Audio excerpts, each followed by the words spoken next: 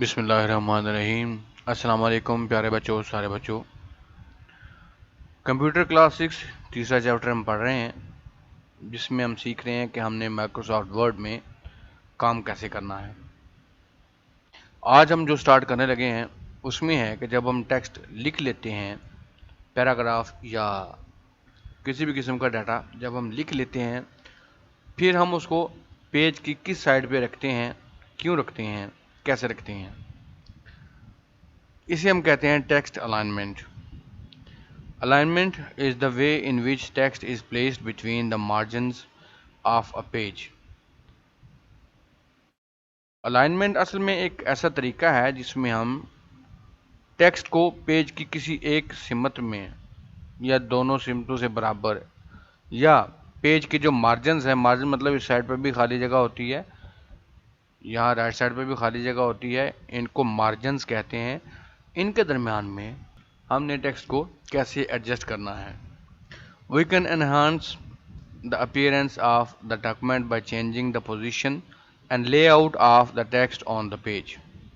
हम इसकी पोजीशन, इसके लेआउट को कम या ज़्यादा या इसकी सेटिंग को चेंज करके हम टेक्स्ट को खूबसूरत भी बना सकते हैं, इसको वाज़ेह भी कर सकते हैं। Text alignment can be change by using these buttons. ये बटन्स जो ऊपर बने हुए होते हैं माइक्रोसॉफ्ट वर्ड में, इनकी मदद से हम टेक्स्ट को उसकी सेटिंग कर सकते हैं जहाँ पे हम चाहें। फॉर एग्जांपल सबसे पहला है लेफ्ट लाइन, ये इस तरह से होता है। अब इसमें aligns text at the left margin, this is the default setting. Left alignment of text is found in most documents.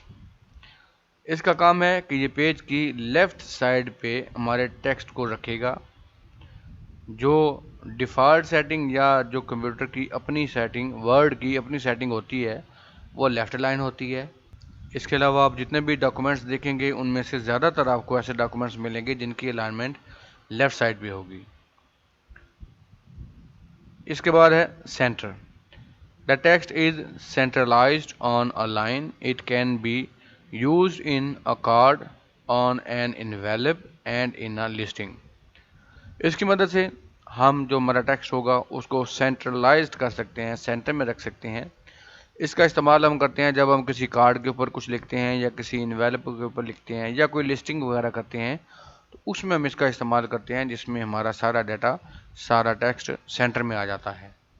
तीसरा ऑप्शन है इसका right line. Aligns text at the right margin, this can be used for addresses. इसको use करने से हम अपने text को page की राइट साइड पे अलाइन करते हैं और इसका इस्तेमाल हम ज़्यादातर करते हैं एड्रेसेस वगैरह लिखने के लिए। आखिरी ऑप्शन है इसका full justification. The text is justified on both sides. It can be seen in books, newspapers, magazines and reports. इसकी मदद से हम जो डाटा होता है इसको पूरे पेज पे, पूरी लाइन पे फैला देते हैं।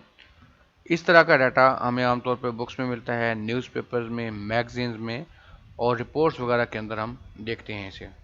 ये हमारे पास 4 ऑप्शन हैं जिनको यूज़ करके हम अपने टेक्स्ट को पेज के मुख्तलिफ साइड्स पे, मुख्तलिफ जगहों पे सेट कर सकते हैं। Next is alignment of text. ये हैं वो चारों ऑप्शंस जो भी हमने पढ़े हैं, लेफ्ट लाइन, सेंटर, राइट और फुल जस्टिफिकेशन। अब फॉर एग्जांपल यहाँ पे लिखते हैं early to bed and early to rise, या जो कुछ भी लिखते हैं, लिख के हमने किया इसको लेफ़्ट अलाइन, तो ये लेफ़्ट साइड पे चला आया। ठीक है जी, हमने एक शॉर्ट पोएम लिखी, लिख के इसमें हम इसको लेफ़्ट करके चेक कर लेंगे, फिर इसको सेंटर करके चेक कर लेंगे, फिर राइट और फिर आखिर पे फुल जस्टिफिकेशन करके चेक कर लेंगे। इससे हमें अंदाज़ा हो जाएगा कि हमारे किस किस बटन से क्या क्या काम होगा।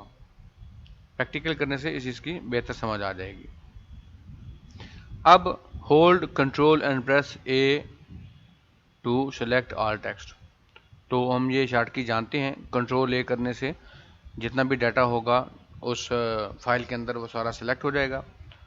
On the home tab in the paragraph group. अब हमारा जो होम टैब है, मसलन यहाँ पे ये लिखा है होम, हम इस पर क्लिक करते हैं, ये सारा खुल के हमारे सामने आ जाता है। یہ ہے ہمارے پاس جو پیراگراف کی الائنمنٹ سے ریلیٹڈ بٹنز ہیں.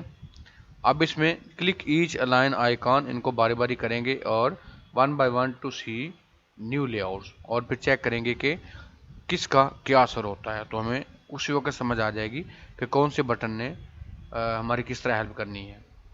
امید ہے کہ ویڈیو آپ کو پسند آئی ہوگی اور اس ٹاپک کی سمجھ آ گئی ہوگی. اپنا اور اپنے چینل کا بہت بہت خیال رکھیے گا. اللہ حافظ.